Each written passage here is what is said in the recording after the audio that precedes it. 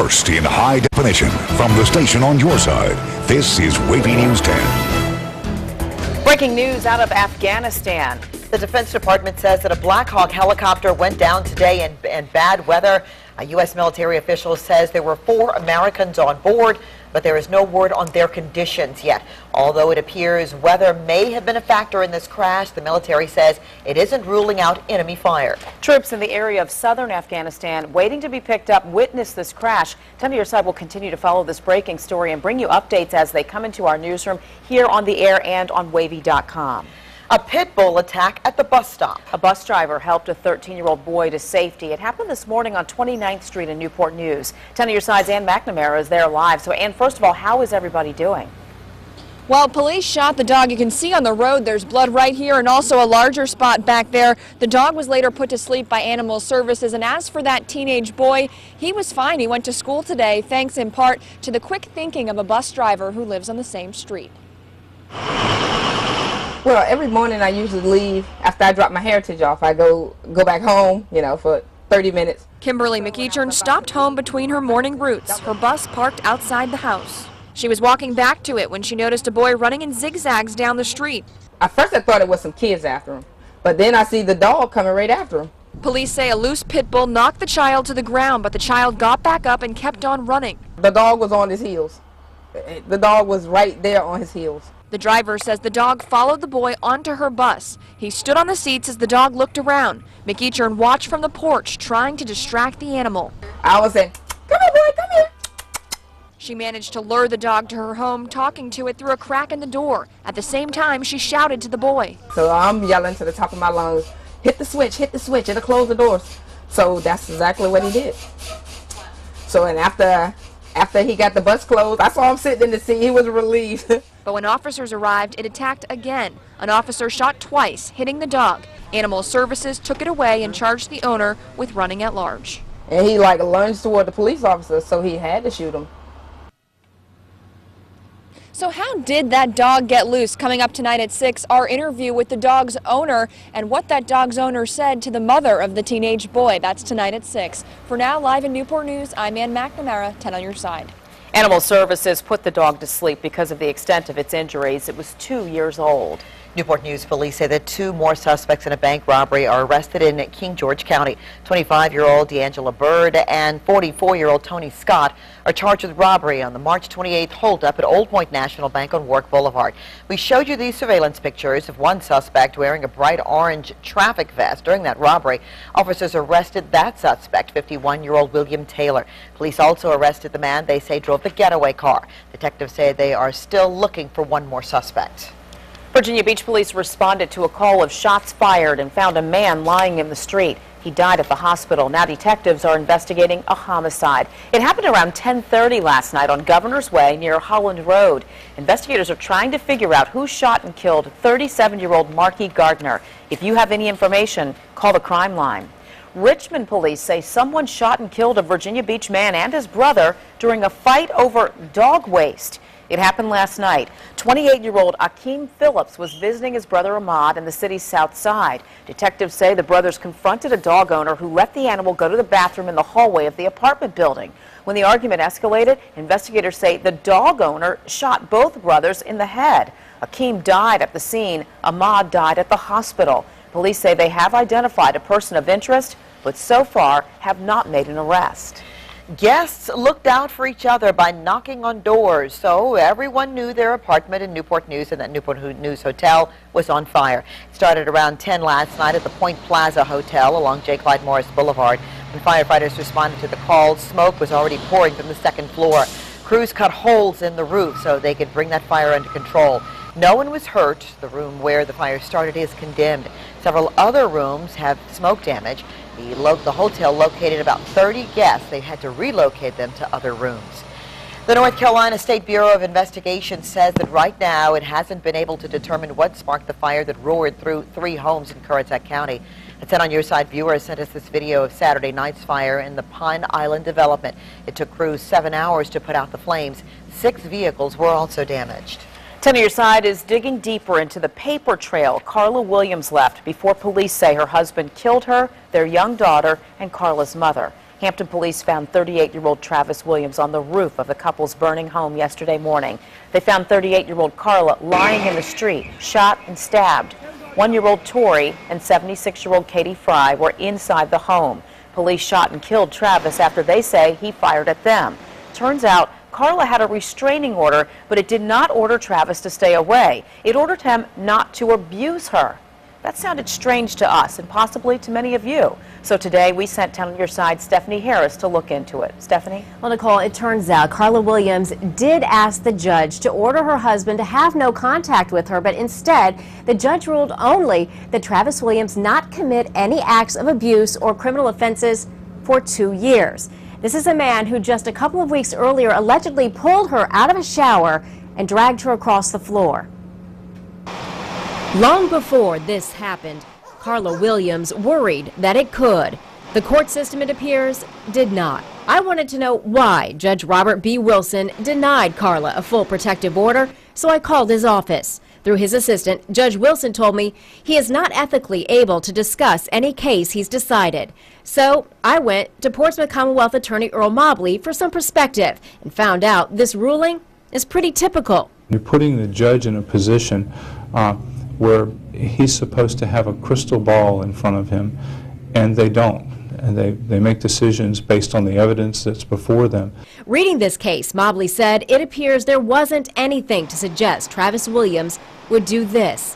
Even Williams' own lawyer told me this is the biggest shock in his 28 years practicing law. Joseph Lindsay said just hours before this happened, the couple had reached an amicable agreement about child custody. And when he left Travis after court, there was, quote, nothing that suggested he would become unhinged. Others would disagree. I think we have to get past the idea that domestic violence is a black eye. Georgette Bridger left an abusive relationship 27 years ago with an infant and toddler in tow. She sees things differently. If you feel threatened and controlled to the point that you are going to take that drastic measure to get a protective order, then something else is going on that isn't seen. Looking at this, Bridger sees a tragedy that didn't have to happen. And so you might be left asking, why even bother getting one of these protective orders? Well, everyone we talked to said because most of the time they do work. They deter many people from committing crimes or further crimes. They make it easier for police to arrest someone. And when someone breaks a protective order, often they will go on to receive the highest possible punishment. Stephanie Harris, 10 on Your Side.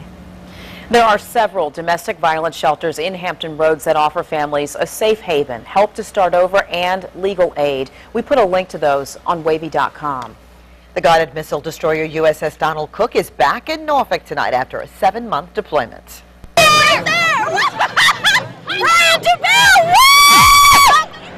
The ship and nearly 300 sailors pulled into Naval Station Norfolk this morning. The crew was deployed to the Persian Gulf and the Horn of Africa. Sailed over 40,000 miles safely, brought everybody back home, and accomplished every mission on time, on task every time. It feels awesome. I mean, there's no words to describe it. It's just amazing. The USS Donald Cook, USS Ross, and USS Porter will move from Norfolk to Spain starting in 2014 to increase security for European nations. Amputating the legs of live goats, animals being operated on while awake. That's just one of the things you may see disturbing in new video of the United States Coast Guard. What the Coast Guard is telling 10 on Your Side about its medical training, new at 5:30. She's accused of gunning down the mother of a newborn just so she could steal the baby. We have new information that has emerged in this case. Next. Mid-air mystery. A plane circled above the Gulf of Mexico for hours before crashing into the chilly water. What happened to the pilot at the controls?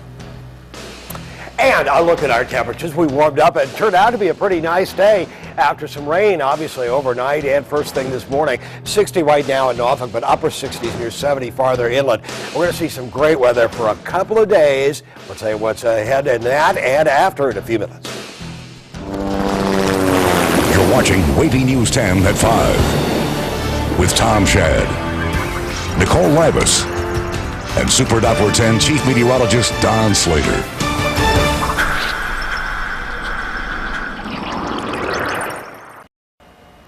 Two F-15 fighter jets tracked it for hours, but a small plane ended up crashing into the Gulf of Mexico. Two NORAD jets started flying with the plane around 9 this morning after officials lost contact with the pilot. The pilot says the Cessna's windshield was iced over. The plane landed intact in the water about 120 miles west of Tampa, floating right side up, and eventually started sinking. The pilot was the only person on board. The Coast Guard says there are no signs that the pilot survived. The FAA says the aircraft was flying from Louisiana to Florida. Fans, friends, and the entertainment industry are remembering a TV and music icon, Dick Clark.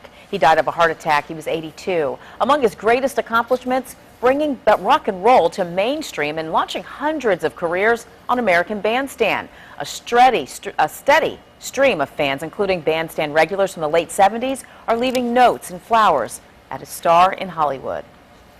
I was devastated. I mean, he was like a father figure. Kind of surreal. I don't feel like he's gone. There's no doubt that in the big picture, American Bandstand played a big and important role in integrating America. Without question, he's going to be known as the man who started it all. Tonight at 6, the owner of a local music store shares his memories of Dick Clark. A tribute today at the U.S. Capitol to the survivors, the victims, and the fighters within the Holocaust of World War II.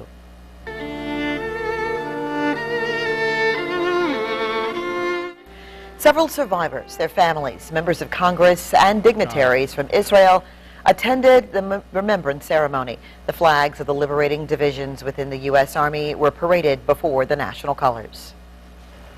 More disturbing details are emerging in the case of a Texas woman who killed a newborn's mother just so she could steal the baby. Find out what authorities say the killer was trying to hide. Allegations of torture. You'll hear the testimony inside a Norfolk courtroom today in the case of a man accused of piracy.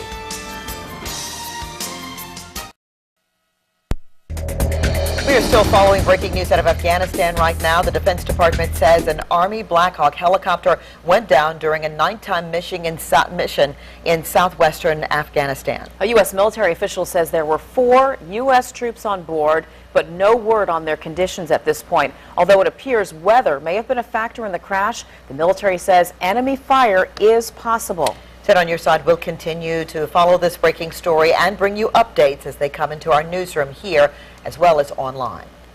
Disturbing testimony against the highest-ranking alleged Somali pirate ever captured. Mohammed Salih Shibin faces piracy and hostage-taking charges in connection with the passenger deaths on the American yacht, The Quest. Now, 10 on your side's Ava Hurdle was in Norfolk Federal Court today, where he pleaded not guilty. Ava. Alvita, court adjourned about 5 o'clock, and we heard more allegations of torture by Somali pirates, which include withholding of water, hours of isolation, and threats at knife point. But at issue here is whether or not this defendant was a pirate negotiator or a pirate mediator. A jury will decide. In court, Mohammed Shibin, seated next to his attorney, faced a judge and listened intently as the government started to unwrap its case against him. A crew member from a hijacked German ship testified that the defendant negotiated a $5 million ransom from the ship. And as he left the boat, Shibin allegedly said, quote, "We got families, children, wives. It's a very simple business that's going to continue." Federal prosecutors contend it did indeed continue last year with the hijacking of the American yacht Quest, also off the African coast. But in this case, its 4 passengers were killed. Shibin never went aboard the boat. Prosecutors believe he was a land-based negotiator, but his attorney says he was a mediator instead. And we understand this trial could wrap up in a few weeks. We're live outside Norfolk Federal Court. Ava Hurdle, 10 on your side. And also for the Quest piracy attack, 11 others have already pleaded guilty and are awaiting sentencing. Now, in high definition, your Super Doppler 10 forecast with Chief Meteorologist Don Slater. little cooler out there today, but the sun finally started shining. Oh, it was gorgeous, but I really wasn't expecting it to be as cool as it was. I know you said it, but I mean, come on. Well, and for some of us, it actually ended up being a little warmer inland towards Suffolk. So let's head for Suffolk. It's around 70 in Suffolk right now, but closer to the water's edge, it's around 60, 65 degrees. Still very pleasant compared with what we had this morning. There's no rainfall out there right now, but there was rain, obviously, and most of us got very, very light rain. We got rain estimates off of Super Doppler 10 Live. Not only shows you where the rain is or is not, it shows you where the rain fell. And as we move on in some of the darker blue and green colored areas, we did get a little bit of heavier rain, but most of the heavier rain was off to the southwest of our region. There was a spot of heavier rain over the Middle Peninsula where we did see it over Gloucester and Matthews counties, 1/3 of an inch up to about 1/2 an inch. But most of us generally into the 1/10 of an inch rain, with some of these darker blue areas indicating more a little closer to 1/4 of an inch to 1/3 of an inch, 4/10 of an inch into parts of Virginia Beach. Norfolk basically just had 1/10 of an inch of rain, and that rainfall is all gone now. Pardon me, even though we do have some cloud cover hanging tough, especially along the coastline. But they're puffy, white, fair weather clouds into the region, and we got some great weather ahead. But it's going to be the calm before the storm, the old phrase, because there is going to be a storm developing, not so much for Saturday, but for Sunday. I think Saturday night and Sunday, we're likely to see a lot of rainfall. Cloud cover, maybe a patch of fog or two overnight. As far as rainfall coming up in the next couple of days, it really doesn't show up until Saturday evening. And what's going on is, if you were watching, there's a low pressure area right into here that dropped on southward into the Gulf of Mexico. It's going to reemerge right on off the shoreline. Now, it does not so far look like it'll be a big nor'easter with high tides. Fingers crossed yet. We could still see it, but so far it doesn't look like it. Looks like it'll be more of a northerly wind, but it'll have colder air, a lot of rain coming up on Saturday night, and especially into the first part of the day on Sunday. So we got great weather coming up for tonight, tomorrow, on into Saturday, but then for Sunday, again, things really take a turn for the nasty. Here's what's going on tomorrow morning at 7, 10-mile-an-hour winds, 10 to 15-mile-an-hour winds out of the north. Inland areas well into the 70s, but I think most of us into the mid-70s for tomorrow. A little more cloud cover in the middle of the afternoon. Winds become light east-southeasterly by the end of the day. Kind of flip around a bit, becoming more west-southwesterly Saturday morning. There's where we are Saturday at the noon hour. Here comes the cold front, and that cold front will likely bring a few scattered showers, maybe a rumble or two of thunder late in the day Saturday, but more likely Saturday night, overnight. And again, that drops through Saturday night, and then we see the rain swoosh northward up the coast during the day on Sunday. Pretty clouds out there and pretty nice day. Again, temperatures topped off into the 60s anywhere near the water's edge. Little warmer farther inland. 64 was a high today in Norfolk, but look at these temperatures inland, around 70 degrees. And again, it's not so much that we're not going to have great weather. We are going to have great weather for a couple of days. Friday and Saturday really warm up nicely. But look at that temperature drop, and look at that rain coming up for Sunday. A high of 58 and a solid washout coming up Sunday. Enjoy the next couple of days. An attempted break-in caught on tape, but something was in the suspect's way. See why he walked away empty-handed. More problems for an American cruise line. These fishermen stranded in the Pacific were signaling for help, but a huge cruise ship just sailed right on by. Next at 5:30, what the cruise line is saying about the incident.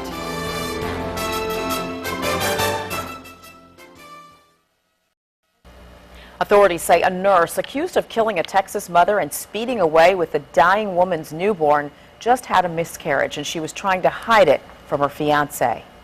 You understand that you have been charged with the offense of capital murder. You understand that? Yes, sir. Verna McLean made her first court appearance today. She's accused of shooting 28-year-old Kayla Golden in the parking lot of a Houston pediatric clinic and snatching Golden's 3-day-old son, Keegan. The baby was later found safe. There's a lot of work that's going to have to be done to look into Ms. McLean's mental state and see where that takes us. Ms. McLean will get her due process as we seek capital punishment. Police say Kayla Golden was randomly selected. Verna McLean has a bond hearing on Monday. Something stood in the way of a would-be burglar in North Texas. A door. Take a look at this. Surveillance video says that the man picked up a rock and tried to throw it through the door of a pharmacy in Dallas. But the rock kept bouncing back and the glass wouldn't break. The man kept picking it up and throwing it again. He finally gave up and he walked away. Homeowner help. The government is working to benefit buyers and sellers.